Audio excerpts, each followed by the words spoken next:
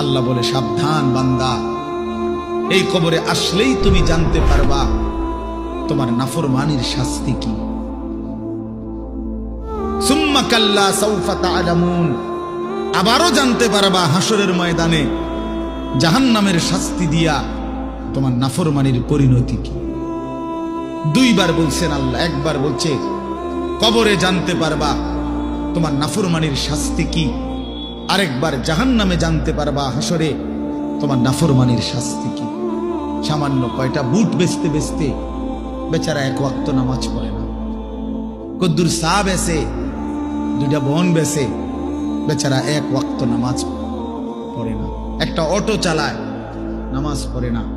একটা সিএনজি চালায়, নামাজ পড়ে না। 12,000 14,000 টাকার একটা বেতন, এই কদ্দুর চাকরি করে, এটুকুর জন্য একটা নামাজ, একটা সেজদা দেয় না আল্লাহকে।